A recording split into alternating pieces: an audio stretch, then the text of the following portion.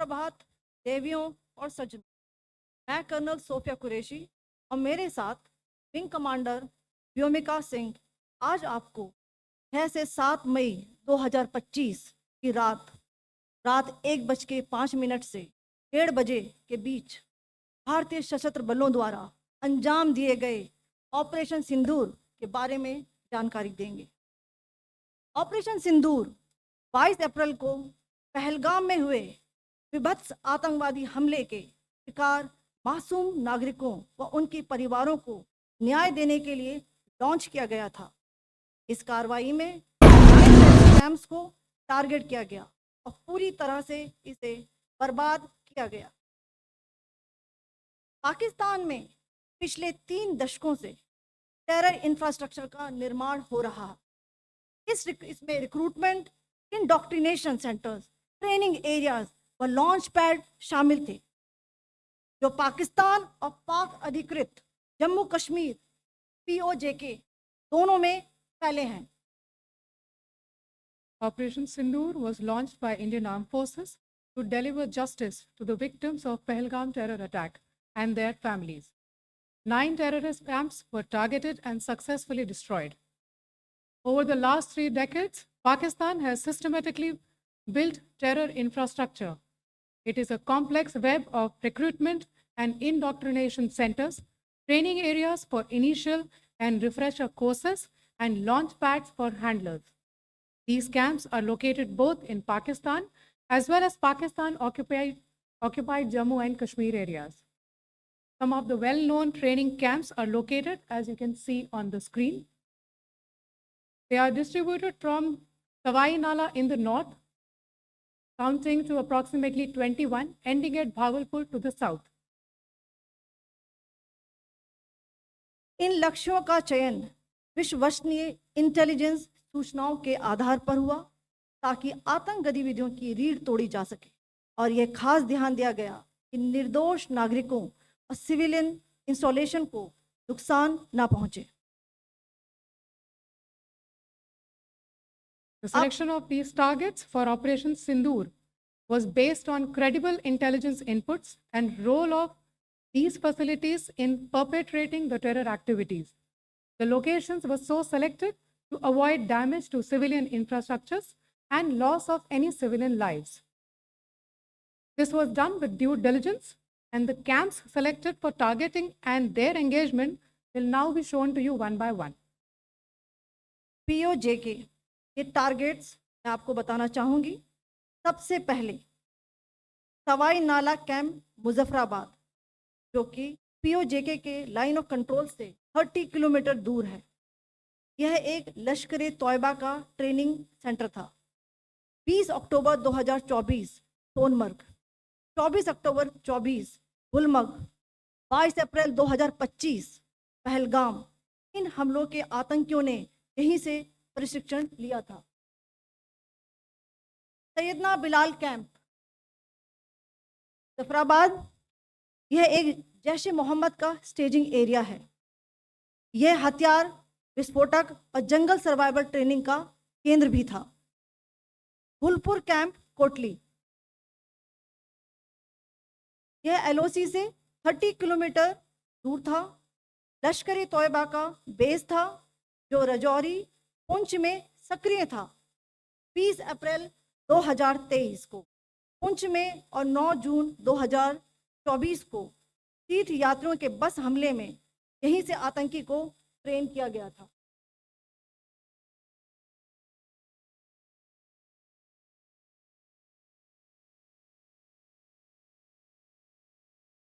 Barnala camp Bhimber, ये LOC से 9 kilometre दूर है। यहाँ पर हथियार हैंडलिंग, IED व जंगल सर्वाइवल का प्रशिक्षण केंद्र था।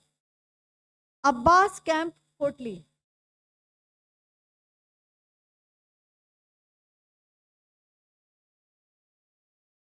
यह LOC से 13 किलोमीटर दूर है।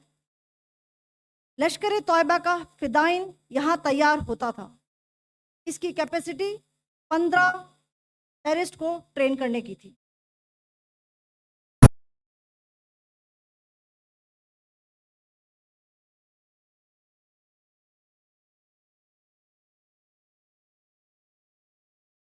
अब मैं पाकिस्तान के अंदर के टारगेट से अवगत कराना चाहूंगी।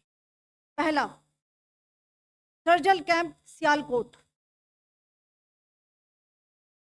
यह अंतर्राष्ट्रीय सीमा से 6 किलोमीटर की दूरी पर है, सांबा कटवा के सामने।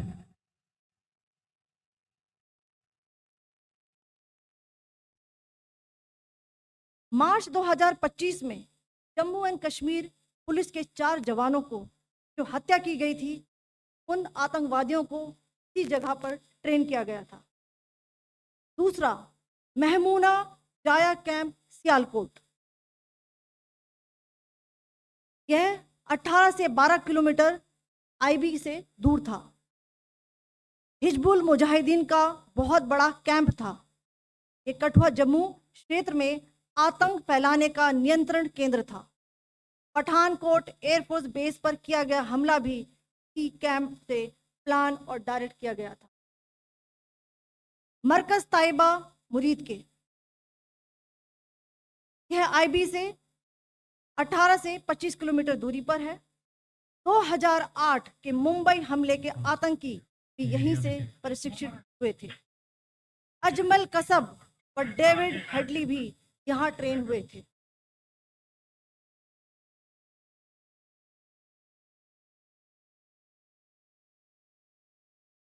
आगे दूसरा आया।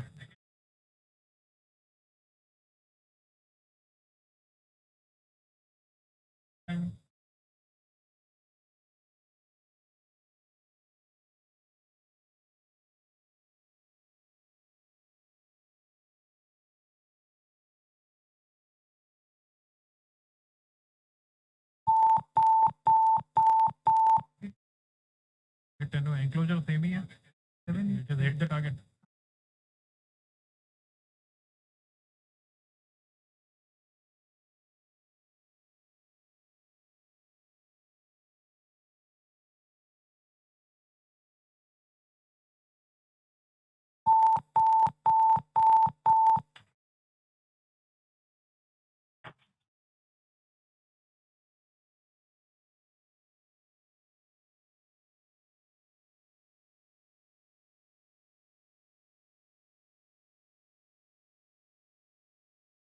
मरकज सुभान अल्लाह भावलपुर, ये इंटरनेशनल बाउंड्री से 100 किलोमीटर दूर है।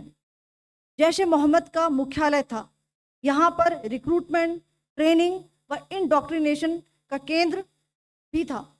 शीर्ष आतंकी अक्सर यहाँ आते थे।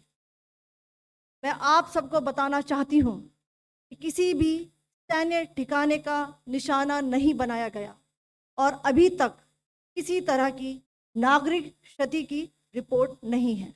धन्यवाद। जय Hind.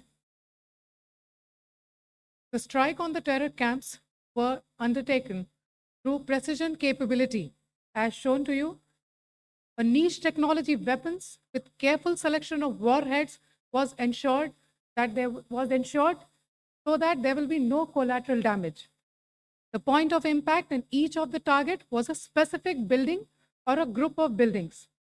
All the targets were neutralized with clinical efficiency, and the results reiterate the professionalism of the Indian Armed Forces in the planning and execution of their operations. No military establishments were targeted. India has demonstrated considerable restraint in its response. However, it must be said that the Indian Armed Forces are fully prepared to respond to Pakistani misadventures, if any, that will escalate the situation. Jai Hind, and thank you very much. Ladies and gentlemen, friends in the media, I ask your indulgence today in view of the fact that this is still an evolving situation. We will therefore not be able to take questions and answers today, but we will come back for more updates and more briefings shortly. Thank you all very much for joining us this morning. Thank you.